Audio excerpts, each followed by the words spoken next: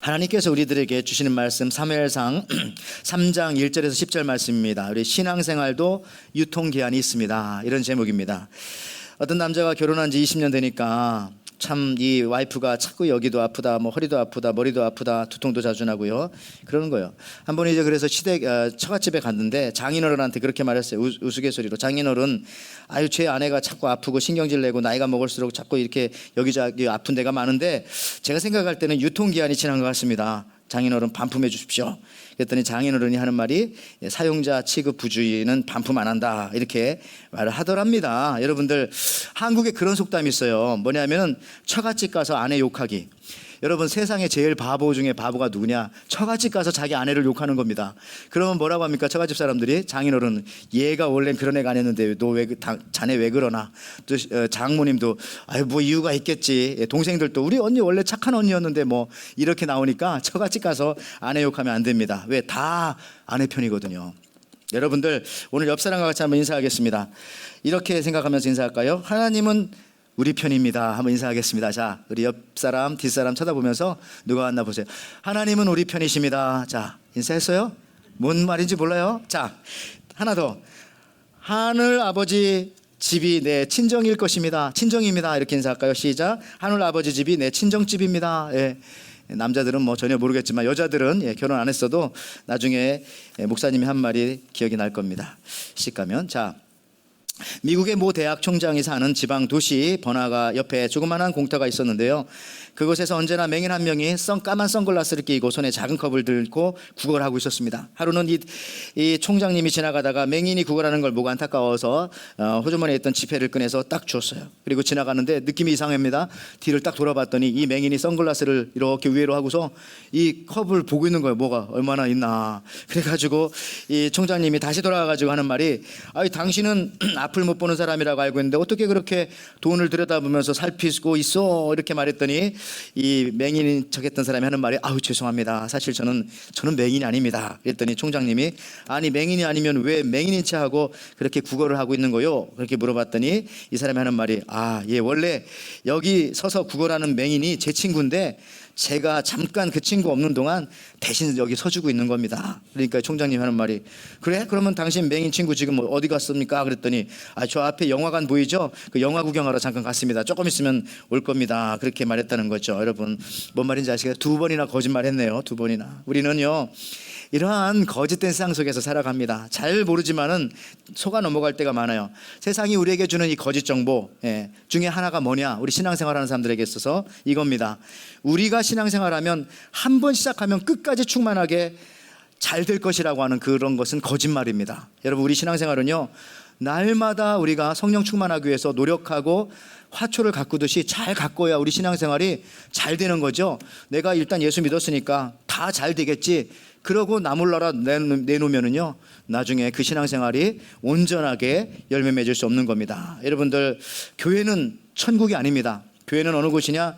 교회는 어떻게 보면은 군대 가기 전에 훈련소, 그런 곳이, 트레이닝 센터 같은 그런 곳이고요. 또 교회는 어떤 곳이냐? 병원과 같습니다. 왜냐하면 예수님께서 이 땅에 오셔서 내가 죄인을 부르러, 병자를 부르러 왔다 말씀하시지 않으셨습니까? 그래서 교회는 환자들이 모이는 거예요. 육신의 환자, 정신적인 환자. 그래서 여러분, 교회 와가지고 천국이라고 생각하면서 교회가 왜 이래? 이렇게 말하면 안 됩니다. 여기는 원래 아픈 사람들이 오는 곳이에요. 그래서 여기 와서 재충전을 받고 치료받고 또 새 힘을 가지고 나가는 곳이죠. 그래서 저는 오늘 여러분들에게 오늘 설교 제목에 있는 것처럼 이런 말씀하고 싶습니다. 여러분, 이 땅에 존재하는 모든 것에는 다 유통기한이 있습니다. 여러분, 이거 아십니까? 사용하지 않으면 휘발유도, 가스도 썩어요. 자동차에 넣는 가스도 썩어요.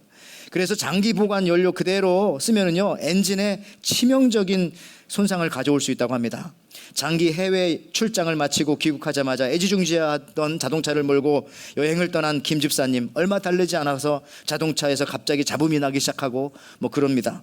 오래 세워둔 탓으로 생각하고 그래도 그냥 주행을 했지만은 원인은 나중에 알고 보니까 뭐냐? 이렇게 말하는 거죠.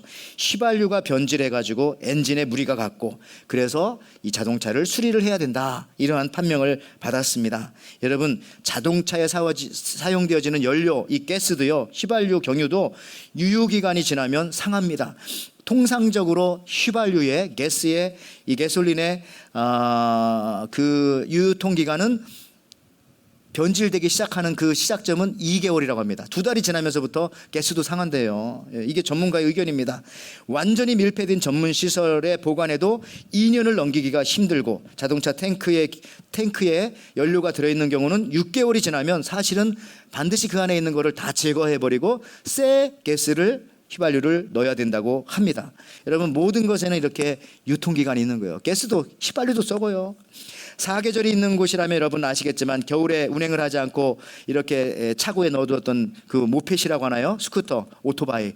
그거 이제 봄이 되면 타고 나가잖아요. 여러분 보시면 막 연기가 뒤에 나고 그럴 때, 그죠?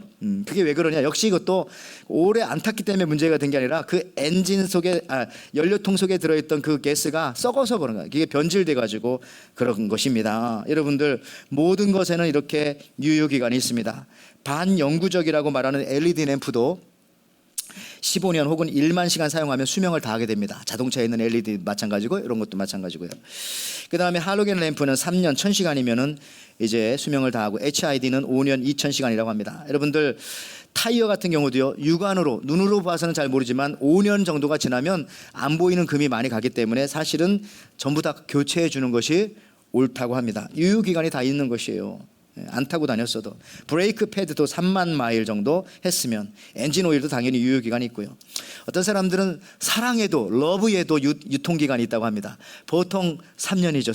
3년을 넘어가지 못합니다, 사랑이. 그래서 어떤 사람은 결혼하고 나서 1년 이후부터 싸우는 그런 부분은 뭐냐, 연애를 앞에 2년 했기 때문에 3년 지나면서 막 싸우는 거예요. 연애 않고 중매 결혼하면 아마 3년 정도는 그나마 행복하게 살 겁니다. 그러면 어떻게 되냐, 호르몬 변화 같은 게 있거든요.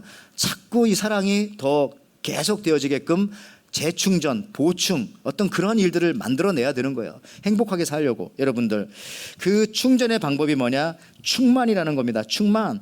여러분 사용하지 않으면 썩습니다. 그래서 사용해야 됩니다. 그리고 늘 부족하면 보충하고 새 것으로 채워야 합니다. 우리 신앙생활에도 그래서 유통기한이 있는 것입니다. 계속 충전하지 않으면요, 힘과 능력이 떨어지고 시험에 듭니다.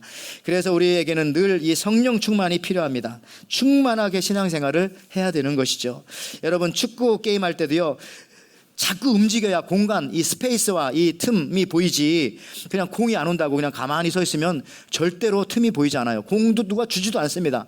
공이 지금 내 앞에 없어도 내가 막 움직이고 뛰어다니고 충만하게 액티브하게 활동하고 왔다 갔다 해야 공이 내한테 딱 오는 거고요. 그때 스페이스가 보이고 틈이 보이고 그 틈으로 공을 차 넣어야 골이 되는 것이죠. 여러분들 오늘 본문 말씀은요, 읽어주셨던 엘리 제사장과 사무엘에 대한 말씀입니다. 특별히 오늘 이 엘리 제사장에게 맞춰가지고 우리가 말씀을 좀 보고 싶은데, 엘리 제사장은 성경에서 굉장히 부정적인 인물이고 사실 실패한 인물입니다.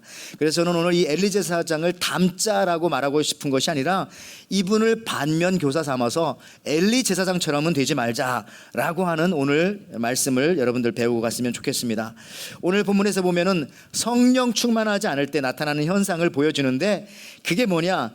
누워있다는 겁니다. 누워있다는 말을 오늘 성경에서 많이 써요. 자, 사무엘상 오늘 3장 2절 말씀 보실까요? 자, 엘리의 눈이 점점 어두워 가서 잘 보지 못하는 그때에 그가 자기 처소에 누웠다고 하죠. 이렇게 엘리가 누워있으니까 그 제자였던 사무엘도 눕게 됩니다. 물론 그 장소는 다릅니다. 엘리는 자기 처소에 누웠고 사무엘은 밝은 곳 하나님의 궤 옆에 누워 있었습니다. 엘리는 자기만 드러눕는 것이 아니라 옆에 있는 사람까지도 자꾸 누우라고 말해요. 너도 누워라, 가서 너도 누워라. 사무엘상 오늘 3장 5절 말씀 보십시오. 엘리에게로 달려가서 이르되 당신이 나를 부르셨기에 내가 여기 있나이다 하니 그가 이르되 나는 부르지 아니하였으니 다시 가서 누우라 하니 그가 가서 누웠더니, 계속 엘리는 그냥 자기도 눕고 오는 사람도 너도 가서 누워라, 별일 없어, 가서 들어 누워, 이렇게 말하는 겁니다. 6절에도 다시 누우라, 9절에도 누우라. 여러분 사무엘상 3장 9절, 엘리가 사무엘에게 이르되 가서 누웠다가 그가 너를 부르시거든 내가 말하기를 여호와여 말씀하옵소서 주의 종이 듣겠나이다 하라 하니 이에 사무엘이 가서 자기 처소에 누우니라. 왜 자꾸 누우라고 하는 겁니까? 가서 기도하라고 한다든지 가서 기다려라 이렇게 해야지. 가서 누워라. 아이고 나도 누우니까, 나도 너 안 누우면 사람들이 너는 일어나서 일하는데 나는 누웠다고 하니까 우리 같이 눕자는 거예요. 여러분들 이것이 바로 오늘 한 나라를 대표하는 제사장 엘리의 상태입니다. 자기도 누워 있습니다. 그런데 자기만 누워 있는 것이 아니라 옆에 있는 사람도 자꾸 누우라고 그렇게 말합니다. 여러분, 나태함과 안일함, 이거 전염되는 겁니다. 여러분, 뜨겁지 못한 신앙생활은 전염되는 겁니다. 특히 여기서 누우라는 말의 의미가 있어요. 차라리 가서 잠을 자고 있으라고 하죠. 내가 깨우면 그때 와라 이렇게 해야 되는데 가서 누워라? 이건 자라는 얘기입니까? 아니면 깨어 있으라는 얘기입니까? 어떻게 하라는 얘기죠 이게? 예, 이것도 아니고 저것도 아니고 참 깨어 있는 것도 아니고 자는 것도 아니고. 여러분, 이러면은요 일어나지도 못해요. 늘 그냥 몽롱한 상태에서. 이렇게 신앙생활 하면 안 된다는 거죠. 하려면 차라리 잘하고 안 하려면 아예 하지 않다가 깊은 시험에 빠져가지고 다시 돌아오든지 해야 되는데, 이건 신앙생활 하는 것도 아니고 안 하는 것도 아니고. 아니 그러다가 마지막에 우리 지옥 가면 어떻게 해요? 그죠? 확실하게 신앙생활 해야죠. 내가 하나님 사랑하고 늘 내 신앙을 의심하면서 내 신앙에도 유통기한이 있다는데 내가 지금 정말 뜨거운 신앙인가? 하나님을 정말 사랑하는가? 말씀이 내 안에 살아 숨쉬는가? 말씀이 내 인생을 인도하는가? 늘 점검하면서 살아야 하는 것입니다. 그러면 왜 이 위대한 대제사장 엘리가 이렇게 되었습니까? 단순히 그의 나이가 많아서 그런 것이 아닙니다. 왜냐하면은 여러분, 모세나 아브라함은요 75세에 부름받고 80세에 부름받고, 아브라함은 100세에 아들을 낳고, 이런 일들을 보면은요 여러분들 나이가 먹었다고 누워있는 게 아닙니다. 오히려 연세가 드셨을 때 하나님의 사람들은 그때부터 활동하신 분이 한두 명이 아닌 거죠. 지금 엘리는 제사장이고 사사였습니다.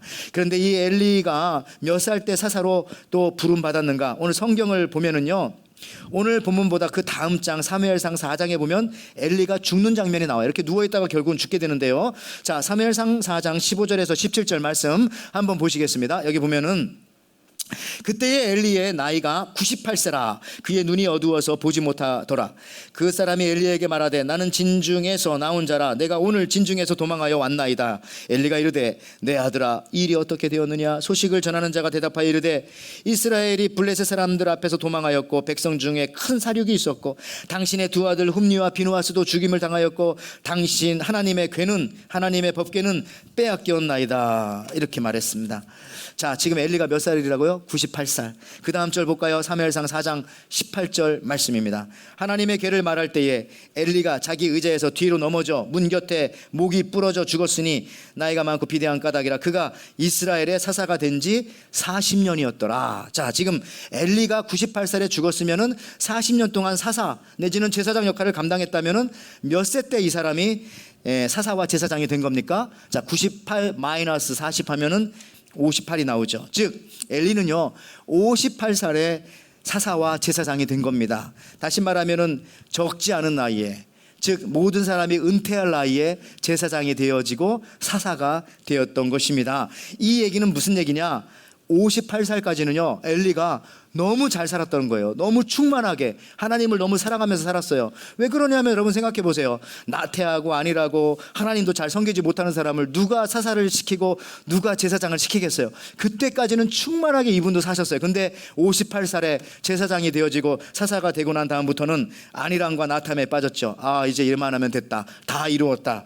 그러니까 그때부터 재충전의 기회를 잃고 게을러지면서 안일함에 빠지게 되었던 것이 문제였던 겁니다. 그러니까 계속 눕게 되고 안일하게 되고 결국은 하나님의 법궤를 빼앗겨 버리게 되어지고 결국은 가정이 파탄나지는 풍지박살나는 이런 안타까운 상황에 놓이게 된 것입니다. 여러분들, 이런 엘리 제사장에 대해서 사무엘 3장에서는요 계속해서 엘리는 누웠다. 여러분, 누웠다는 말을 제가 한국에 있었을 때 다른 도시에서는 어떻게 쓰냐, 경상도인가 거기서는 뭐 뒤비졌다고 해요. 뒤비졌다가, 야 너 뒤비졌다가 와. 나는 무슨 얘기인가 했더니 너 누웠다 와라 이런 얘기더라고요. 전라도인가 경상도인가. 예, 그래요.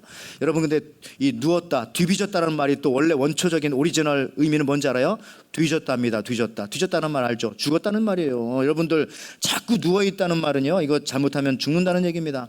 한 사역자의 한 성도의 망해가는 과정을 정말 안타깝게도 성경은 자세하게 묘사하면서 왜 이걸 우리에게 보여주고 있습니까? 우리 보고는 그렇게 하지 말라고 반면 교사를 삼아서 우리에게 이렇게 말씀해 주고 있는 겁니다. 여러분, 그렇다면 우리가 왜 이 안일함에 자꾸 빠지는 겁니까? 여러분 생각하기에 아유 이만하면 천국 가겠지, 이렇게 믿으면 그래도 하나님 나라에 보내주시겠지, 그렇게 생각하면 안 됩니다. 성경에 보니까 이랬어요. 이 중에 알곡과 가라지가 있다. 예수님께서도 제자들을 데리고 다니면서 너희 중에 다는 아니니라 이렇게 말할 때 여보, 우리가 여기 몇 분 안 되지만 이 중에서 다 천국 간다고 우리가 어떻게 말할 수가 있겠습니까? 그러니까 우리가 성령 충만함을 늘 간구해야 되는 겁니다. 이미 유통기한이 다 지난 연료가 연료통에 가득 찬 것을 보고서 안심하면 안 돼요. 오히려 그 유통기한이 지난 연료 때문에 자동차가 고장 나고요. 그러다 보면 사고 날 수도 있고요. 그러다 보면은 뭐 여러 가지 문제도 발생할 수가 있는 겁니다. 그래서 우리는 예수님 믿기 시작한 이후부터 뭘 계속 추구해야 되느냐? 매일 새롭게, 매일 새로운 말씀, 매일 새로운 노래, 찬양을 가지고 그냥 불러야 되는 겁니다. 곡을 바꾸라는 얘기가 아니에요. 부를 때마다 마음이 뜨겁고, 부를 때마다 은혜가 되어지고, 들을 때마다 그 말씀이 정말 새로운 말씀으로 내 마음에 힘으로 다가와야 된다는 겁니다. 그래서 오늘 엘리의 문제는요, 40년 동안 사역하면서 가만히 있으면 그냥 그 직분 그대로 잘 감당할 줄 아는 그러한 안일함, 그것이 문제였다는 겁니다. 그냥 목사가 되어지면 이걸로 다 됐다, 이제 뭐 되겠지, 그러면 안 된다는 거고요. 장로님도 마찬가지고, 우리 안수 집사님, 집사님들도 마찬가지고, 우리 예수 믿는 여러분들도요, 그냥 예수 믿기 시작했다고 해가지고 우리가 다 천국 가는 게 아니라니까요. 어떻게 될지 몰라요. 예수님 바로 뒤에 따라다니던 유다도요, 3년 동안 있었지만 결국은 낙오가 되어지지 않습니까? 여러분들 이런 걸 보면서 성령 충만, 내가 늘 내 마음속에 홀리 스피릿이 가득한 거, 이거를 늘 기도하면서 우리가 살아가야 하는 겁니다. 여러분, 유통기한 지난 거 가지고 있으면 더 위험한 겁니다. 여기 폭탄이 하나 있다고 해요. 폭탄이 유통기한이 있는지는 잘 모르겠지만은 있다고 보면은요, 이 유통기한 지난 폭탄을 가지고 이거 던져가지고 적군한테 가서 팍 터져야 되는데 내 손 안에서 터지면 내가 죽는 거잖아요. 그리고 나와 함께 했던 우리 군대가 다 죽는 거잖아요. 그래서 이 유통기한 지난 것은요, 굉장히 위험한 것입니다. 차라리 없는 게 더 낫죠. 여러분들, 성령 충만, 이걸 통해서 우리의 신앙생활에 유통기한을 회복하고 늘 우리가 살아가야 됩니다. 우리 교회에서는 그래서 1:1 제자 양육 이런 거 하고 있고요. 또 여러 가지 하고 있는데, 우리 1:1 제자 양육 교재에 보면은 성령 충만한 것이 무엇이냐라고 그렇게 말하면서 거기다가 분명하게 이렇게 그 정의를 적고 있습니다. 성령 충만함이 뭐냐? 하나님의 지배를 받는 것이다. 이게 정확한 그 정의입니다. 성령 충만은 하나님의 지배를 받는 것이다. 그래서 이거를 사도 바울은 얼마나 잘 설명했는가 하면 에베소서 5장 18절 이 말씀을 가지고 성령 충만을 설명했습니다. 이렇게 나오네요. 술 취하지 말라. 이는 방탕한 것이니 오직 성령의 충만함을 받아라. 여러분, 술 취하는 거하고 성령 충만한 거하고 거의 똑같은 상황이라는 거예요. 여러분, 술 먹어봤어요? 술 취해봤어요? 우리 어린이들은 아직 안 해봤겠지만, 어른들도 뭐 안 해본 사람이 대부분이겠지만 제가 설명해 줄게요. 너무 적절한 비유인 것 같아요. 술을 취한 사람 보면요, 그 술의 영향력 아래에 있습니다. 그래서 말이 없던 사람이 갑자기 말을 하는 거예요. 막 술을 취하니까. 막 부끄러움을 타던 사람이 술 먹으니까 막 담대해지기도 하고요. 어떤 때 뭐 벼랑에서 막 뛰어내리기도 하고, 뭐 담도 넘어가려고 하고, 자동차가 오는데 막 횡단보도를 막 뛰어가기도 하고, 나는 미치는 줄 알아서 그런 사람들 보면. 그러니까 이제 술의 영향력을 막 받는 거죠. 전혀 다른 사람으로 바뀌는 거예요. 근데 반대로 또 막 시끄럽던 사람이 술을 먹으면은 어떻게 되냐? 대부분 반대 현상 나타나더라고요. 저기 구석에 가서 앉아 있는다든지, 뭐 조용해진다든지, 뭐 그냥 강하던 사람이 막 술 먹으면 울고 눈물 흘리고 완전 다른 사람이 되어버리는 겁니다. 왜? 술의 영향을 받으니까. 마찬가지예요. 성령 충만함이란 뭐냐? 성령이 충만해지면 전에 네가 아니라 완전 새로운 사람 되는 겁니다. 그 순간만큼은. 계속 충만하면 계속 다른 사람 되겠죠. 그래서 성령 충만한 것과 이 술 취한 것과 그 내용은 다르지만 그 상태는 비슷하다라고 그렇게 설명하고 있는 겁니다. 성령의 지배를 받는 겁니다. 성령의 지배를. 여러분들, 그때 하나님은 계속해서 이 성령 충만하지 않음 또는 이 안일함과 나태함에 전염되어질 수 있는, 오늘 본문에 보니까 사무엘을 하나님께서는요, 이 엘리가 자꾸 나태하고 누우라고 하니까 이거를 막아주려고 하나님께서 어떻게 하느냐? 사무엘을 자꾸 일어나라고 합니다. 너 일어나라, 일어나라. 계속 부르시는 거예요. 한번 볼까요? 사무엘상 3장 5절 말씀에 엘리에게로 달려가서 가로되, 자, 하나님이 부르니까 사무엘이 듣고 엘리 제사장이 부르는 줄 알고 거기로 막 달려갑니다. 그러니까 하나님께서 일어나게 하고 달려가게 만들죠. 그 다음에 사무엘상 3장 6절에 또 여호와께서 다시 사무엘을 부르시는지라 사무엘이 일어나서 엘리에게로 가서, 그다음에 3장 8절 말씀에 여호와께서 세 번째 사무엘을 부르시는지라 그가 일어나 엘리에게로 가서, 그러니까 엘리는 계속 너 가서 누워라, 자라, 나도 누워있으니까 너도 가서 또 누워라. 근데 하나님은 어떻게? 계속 불러가지고 일어나라, 일어나라, 일어나라. 여러분들, 이 차이입니다. 여러분들, 엘리는 사무엘을 누우라고. 그러나 반대로 하나님은 계속해서 사무엘을 일으키고 달려가게 하시는 겁니다. 결국 하나님이 하다 안 되니까 하나님이 직접 일어나세요. 오늘 본문 읽어주신 사무엘상 3장 10절에 성경 이렇게 하나님을 표현하고 있습니다. 여호와께서 임하여 서서, 여기지 그죠? 서서, 커맨스도 서서 전과 같이 사무엘아 사무엘아 부르시는지라. 사무엘이 이르시되 말씀하옵소서 주의 종이 듣겠나이다 하니. 자, 엘리는 누워있고 다른 사람도 자꾸 눕게 만드는 반면 하나님은 그냥 마음이 답답하셨는지 직접 오셔가지고 일어나라. 자기도 서서 일어나라. 여러분들 이게 성령 충만한 겁니다. 그리고 달려가게 만드는 거죠. 여러분 충만하면 사실 대부분은 다 되는 거예요. 여러분들 그 자체로 모든 문제가 해결되어집니다. 여러분 이렇게 우리 예배요, 우리 교회에서 예배가 얼마나 많아요. 새벽 예배 맨날 있죠. 수요 예배 있죠. 그 다음에 뭐가 있어요? 주일 예배 있죠. 또 뭐가 있나? 성경 공부도 여러 개가 막 계속 굉장히 많습니다. 여기 다 참여하면 내가 보니까 재질 새도 없고 아마 죽을 시간도 없을 것 같아. 보니까 계속 뭐가 있으니까 전도하러 나가고 하다 보면 여러분들 축구 선수들이 아까 말씀드렸지만 자꾸 움직이고 뛰어야 공간이 생기고 그때 찬스가 오는 겁니다. 우리 예수 믿는 사람들도요, 성령 충만하기 위해서 계속 기도하고 찬송하고 예배하고 성경 공부 사역할 때 그때 놀라운 신비로운 찬스, 그 공간이 생기는 것입니다. 충만한 사람은 안일함에 빠질 수가 없는 거예요. 여러분 1960년대에 그 미국과 러시아가 무기 대결을 한 적이 있습니다. 미국이 방심하고 있을 때 러시아가 우주선을 쏘아버렸어. 우주선을 저기 스페이스에다가. 그때 우주선에다가 개를 태웠죠. 개를 내어보냈어요. 다시 돌아오지 못했어요. 그 개는 우주에서 아마 죽었을 거야. 그 다음에 조금 있으니까 이제 유리 가가린이라고 하는 그 우주선 비행사를 거기 태워가지고 보냈어요. 그래서 대기권 바깥에까지 갔다 오게 했습니다. 이거를 보고 미국에서는 난리가 난 거예요. 아이고 지금 소련이 이제 무기 정도가 아니라 우주까지 갔다 오는데 우리 어떻게 할까? 그때 1960년대 대선 후보였던 케네디와 닉슨이 대통령 후보 TV 토론 연설에 나와서 처음으로 시작됐거든요. 그때 케네디가 무슨 말 한지 아세요? 이렇게 말했습니다. 앞으로 10년 안에 우리 미국은 제가 대통령 되면 달나라가 아니라 달에 우주선을 보내고 다녀오게 하겠습니다. 이 얘기를 한 겁니다. 이 얘기를. 그래가지고 사실 케네디가 대통령에 당선이 됐죠. 근데 여러분들 혹시 아십니까? 케네디가 대통령 되고 난 다음에 2년 반 만에 죽었어요. 그래서 결국은 케네디가 달나라에 우주선을 보낸 게 아니에요. 그 다음 대통령이 보낸 건데요.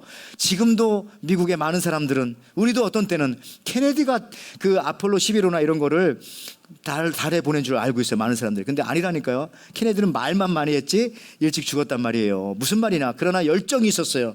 많은 사람들은 여러분 이렇게 충만한 사람들, 이 충만함의 매력에 끌려오는 거예요. 이게 소금소라기보다도 너무나 이 케네디가 열정적으로 그걸 말했기 때문에 그 사람이 보낸 줄 알고 있단 말이에요. 여러분 우리도 마찬가지입니다. 전도할 때도 마찬가지고 여러분 공부할 때도 마찬가지고 인생을 살아갈 때도 마찬가지예요.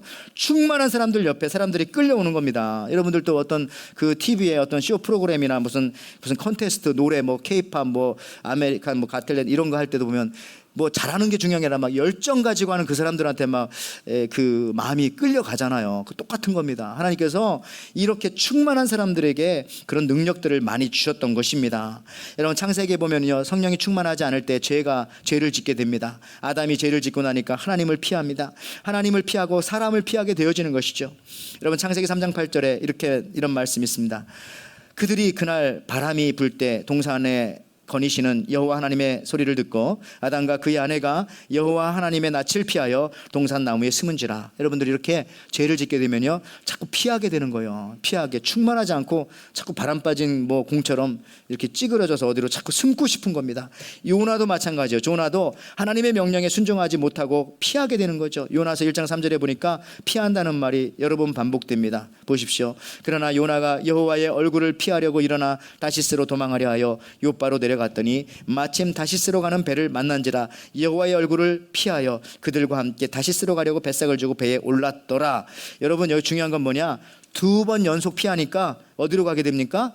2번 연속 피하니까 물고기 뱃속으로 가게 되는 거예요. 이게 무서운 얘기 아닙니까? 여러분들 2번 자꾸 빠지니까 안 되는 거예요. 여러분들 우리 에덴교회는 제가 보니까 우리 성도들한테 제가 굉장히 감사 내지는 우리 성도들이 굉장히 자랑스럽다 이런 생각이 듭니다. 왜냐하면요 우리 뭐 사랑방 성경구름 모임에 우리 성도들 잘 참석하죠. 또 1:1 양육 지도자반에 월요일 날 저녁이었어요. 그때 사람들 참석해서 저랑 같이 하죠. 또 1:1 양육 한 사람이 이렇게 같이 이렇게 공부하고 가르치는 게였어요. 그 8팀이 벌써 16명이잖아요. 그렇게 열심히 또 하고 있죠. 또 커피 브레이크 3팀이 또 아침 저녁으로 하고 있죠. 또 큐티방이 애기 엄마들 데리고 나와서 하고 있죠. 또 성경 읽기가 수요일 날 있죠. 또 주일 날 전도 나가죠. 우리 또 대학생 캠퍼스 전도 나가죠. 또 새생명 전도 훈련 참여하죠. 거긴 저 혼자밖에 안 갔지만 새벽 예배하죠. 수요 예배. 뭐 그냥 어떤 때는 교회 주차장에 저녁에 이렇게 차가 이렇게 가득 차 있는 걸 보고서 뭐 반쯤 차 있는 걸 보고서 야, 참 감사하다 이런 생각합니다. 그냥 놀러 온 것도 아니고 성경 공부하러 하고 사역하러 오신 분들이 있는 거죠. 어제도 보니까 성가 연습한다고 또 밤 늦게까지 연습하고 있고, 여러분들 이거를 볼 때에 참 이게 쉽지 않을 텐데 이렇게 순종하는 것이 적어도 그분들 피하지는 않잖아요. 그래서 이걸 보면서 야, 저분들 물고기 뱃속으로는 가지 않겠구나. 굉장히 나중에 하나님께서 큰 열매를 주시겠구나 하는 확신이 들었던 겁니다. 이게 뭘로 다 시작되느냐? 성령 충만한 걸로 이게 되는 거죠. 여러분들 바둑 있잖아요. 바둑이 아시안 게임에 들어있는 거 여러분 아시죠? 아시안 게임에 바둑이라고 하는 종목이 들어갔어요. 그리고 이번 아시안 게임부터 그 e스포츠 알잖아요. 그 스타크래프트라든지 여러 가지 컴퓨터 게임 요즘에 뭐가 유명합니까? 컴퓨터 게임이 6개가 있는데 그게 지금 아시안 게임에 들어가 있어요. 그래서 다음부터는 정식 종목으로 올해인가 그 바로 전에는 지금 시범 종목으로 했고요. 이걸 e스포츠라고 하더라고요. 그래서 우리는 아이들한테 너 이제 게임 그만해 이렇게 말하기보다는 뭐 하여튼 요즘에 아이들이 그 뭐라고 할까 그 게임 프로 게이머가 되는 거 이게 뭐 꿈이기도 한다고 하던데 정말 그래 보니까 이 게이머들 팀들이 많더라고요. 한국에도 해군에도 그런 팀이 있고 육군에도 있고 뭐 대학교에도 있고 회사에도 그런 프로 게이머 팀들이 다 이렇게 조직이 되어 있더라고요. 여러분들 근데 제가 여기서 나온 이 사람을 좀 소개하려고, 임요한 선수라고 하는 이 사람은요 지금은 뭐 감독이라고 하더라고요. 그 e스포츠에. 근데 이 사람의 특징은 뭐냐? 다진 게임에서, 그러니까 패배, 이 게임은 완전히 이길 수 없어. 그런 게임에서 임요한 선수는 끝까지 끌고 간대요. 게임을 끝까지 끌고 가가지고 이기는데 그 이길 확률이 몇 퍼센트냐? 15%밖에 안 된대요. 10%, 15%. 무슨 얘기냐? 10번 싸우면 한 번밖에 이기지 않아요. 그렇지만 중요한 건 뭐냐? 이 사람은 반드시 질 것 같은 게임도 끝까지 가가지고 한 번 이긴다는 거예요. 10번 중에 한 번. 그런데 사람들은 뭘만 기억하냐? 그 이긴 것만 기억하는, 역전한 것만. 그래서 임요한을 볼 때에 야, 저 사람처럼 해야 돼. 얼마나 멋있어. 이것만 기억한다는 거예요. 여러분 우리 한국에 있었을 때 옛날에 야구 중에서 역전의 명수하면은 군산상고라고 여러분 들어봤어요? 군산상고? 군산상고라고 하는 그 고등학교 야구팀이 한국에 있었어요. 이 팀도 역전을 잘했다고 하는데 사실 알고 보면 다진 게임에서 끝까지 놓지 않고 이렇게 버텨가지고 15% 역시 이것도 10%에서 15% 10번 싸워서 한 번 이기는 정도. 그런데도 사람들은 이 군산상고를 역전의 명수, 대단한 팀 이렇게 기억하고 있는 겁니다. 그 한 번 이긴 거를. 여러분 마찬가지예요. 우리도요 하나님 앞에 성령 충만해가지고 열정을 가지고 나갈 때 하나님께서 그것을 기억해 주시고 우리를 그렇게 불러주신다는 것입니다. 여러분들 이런 걸 보면서 우리도 성령 충만함으로 살 때 여러분들 내 인생의 에너지, 엔진의 그 파워가 나한테 있으면 안 돼요. 하나님이 주시는 그 엔진을 가지고 살아요. 하나님이 주시는 그 에너지를 가지고 우리가 살아야 되는 겁니다. 여러분 바다도요 밀물이 들어올 때 배를 띄우면은 나갈 수가 없어요. 그렇지만 물이 이렇게 바깥으로 나갈 때 배를 띄우면은 그냥 배가 알아서 슉 나가는 겁니다. 여러분 배를 할 때도 100번 노조 얻는 것보다도 하나님께서 바람을 한번 쉬 불어주시면은 100m, 1000m 확 나가게 된다는 거예요. 네? 자, 이 얘기하고 이제 설교 마치기를 원하는데,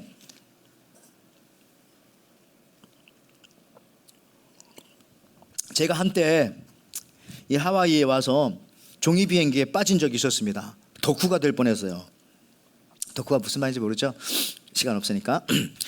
외롭기도 하고 뭐 그런 건 아니고 그냥 이 종이 비행기의 그 역학이 좀 재밌더라고요. 뭐 공기를 어떻게 타고 가서 어떻게 날아가지고 뭐 이런 것들 해가지고 했었는데, 진짜 이 매년 이 오스트리아 짤스부르크에 가면은 레드불 페이퍼 윙스 월드 파이널이라고 하는 이런 게임이 있다고 합니다. 예, 레드불이라고 하는 음료수 드링크 회사에서 하는 건데 71개국 3만 명이 모여가지고 이 게임을 한대요. 비행기 날리게 돼. 그래가지고 2006년에는 48개국 9,500명인데 2009년부터는 지금까지 83개국에서 37,000명이 출전하는 겁니다. 지금도 계속되고 있어요. 근데 종이 비행기 날리기 대회에 딱 세 종목이 있어요. 첫째, 멀리 날리기입니다. 종이만 가지고요. 멀리 날리기. 두 번째, 오래 날리기. 세 번째, 고개 비행, 묘기를 부리는 이렇게 서커스처럼 뭐 그런 건데, 여러분 멀리 날리기 대회에서요 어떻게 날려야 하냐면 비행기를 로켓처럼 만들어야 멀리 가겠죠. 그리고 이 던지는 이 앵글이 45도 이렇게 그렇게 해야 어쨌든 멀리 간대요. 근데 여기서 최고 기록이 몇 미터인지 아세요? 멀리 날리기 비행기 딱 해가지고 최고 기록은 놀라면 안 됩니다. 예, 69.1m래요. 69.1m. 예. 일부에는 놀래더니 여러분 안 놀래가지고 감사합니다. 놀라지 마세요. 자, 69점. 사실 근데 해보면 여러분 알아요. 이게 사실 10m 날리기도 어렵긴 한데 어떻게 69.1m? 그것도 실내에서. 자, 그 다음에는 근데 이것도 어떻게 기록이 세워졌냐면은 2012년도 미국 지역 방송국 PD였던 존 콜린스가 일본 종이공예를 이 종이를 막 연구하고 3, 4년 동안 그걸 막 공기 역학을 공부하고 난 다음에 자기가 어깨가 약하니까 그 당시에 이 미국 저기 풋볼 팀에 쿼터백이었던 조 예호비라고 하는 선수를 데리고 와가지고 자기가 비행기 만들고 그 선수한테 던지라고 한 거죠. 그래서 던진 것이 69.1m가 나온 거예요. 세계 신기록이에요. 아직까지 기네스북에. 그리고 오래 날리기는 여러분 몇 초인지 알아요? 여기서 제일 오래 날린 기록이 놀라지 마세요. 27.9초. 애게라고 생각하지만 실제로 여러분 만들어서 던져보세요. 10초도 있는 게 어려워요. 5초면 뚝 떨어진다는 거예요. 근데 어쨌든 27.9초. 이거는 일본 사람이 기록을 세웠습니다. 근데요 여러분들 69.1m 27.9초 이게 대단한 거 아니에요 사실은요. 왜냐하면 이 비행기가 자체 동력 자기 엔진이 없기 때문에 그렇습니다. 근데 여기 엔진 힘이 있으면 어떻게 나르느냐. 여러분 요즘에 사람들이 만드는 비행기 중에 뭐 보잉 뭐 이런 거 있잖아요. 보잉 비행기 중에요 보통 요즘에 큰 비행기는 300명이 타요. 그 비행기 300명. 그리고 짐을 실습니다. 그리고 그 비행기가 서울에서 저기 뉴욕까지 얼마나 걸린 줄 알아요? 몇 마일이게요? 한 8,000마일, 9,000마일, 키로수로는 11,000km. 태평양을 건너서 날아가는 거예요. 어마어마하잖아요. 아까 그 최고 기록이 뭐예요? 이게 69.1m하고 11,000km하고 이게 비교가 됩니까? 그 다음에 서울에서부터 뉴욕까지 가는데 13시간 이렇게 걸려요. 그런데 이 종이 비행기 날려가지고 사람들 다 박수치고 막 상금 주고 있는데 그 기록은 27.9초. 그런데 13시간. 이게 비교가 안 되는 거잖아요. 저는 여러분들한테 무슨 얘기를 하려고 하냐면은 이런 겁니다. 여러분 인생 살아갈 때에 여러분 자신의 힘으로 살아가면은 이 종이 비행기처럼 69.1m 나르고 나서 야 잘했다 막 대단하다고 서로 생각하죠. 그런데 여러분들 하나님이 에너지를 주시면 성령 충만함을 주시면 11,000km를 날아간다니까요. 비행기가 그 무거운 사람과 짐을 싣고 또 시간도 27.1초 해가지고 와 박수치고 하지만은 13시간 뭐 15시간 쉬지 않고 날아가는 거예요. 성령 충만 이런 겁니다. 하나님께서 주시는 능력으로 여러분들이 공부해야 되고요. 하나님께서 주시는 능력으로 여러분들이 사업해야 되고요. 하나님께서 주시는 그 힘으로 여러분을 살아갈 때 종이 비행기와 이 보잉 비행기와 이 차이가 나는 거예요. 여러분 어떻게 사시겠습니까? 이 얘기 들어보세요. 나는 낙선했다는 소식을 듣고 곧바로 음식점으로 달려갔다. 그리고 배가 부를 정도로 많이 먹었다. 그리고 이발소에 가가지고 머리를 곱게 다듬고 기름을 듬뿍 발랐다. 이제 아무도 나를 실패한 사람으로 보진 않을 것이다. 왜냐하면은 이제 나는 곧바로 다시 시작했으니까 말이다. 배가 든든하고 머리가 단정하니 내 발걸음도 곧을 것이고 내 목에서 나오는 목소리는 힘찰 것이다. 이제 나는 또 시작한다. 다시 시작하자. 에브라함 링컨 다시 힘을 내자. 이게 누구 이야기일까요?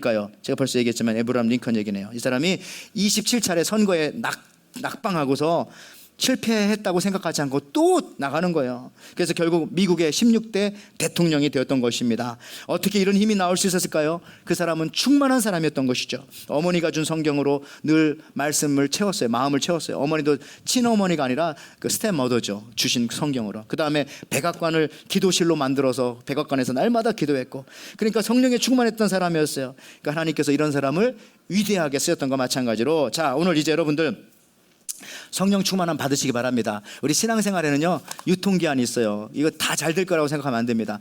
매일매일 여러분들이 빠지지 말고 예배하고 매일매일 성경 한 구절이라도 좀 읽고 그 다음에 식사 기도만 하지 말고 또 따로 시간을 내어서 하루에 10분이라도 기도하고 그렇게 충만하게 나갈 때 아까 말했지만 하나님께서 주시는 그 능력으로 엘리 제사장과 같지 않고 사무엘과 같이 하나님께서 크게 쓰시는 여러분들 되실 줄 믿습니다. 그렇게 되어지시는 저와 여러분들 되시기를 주님의 이름으로 축원을 드립니다. 아멘.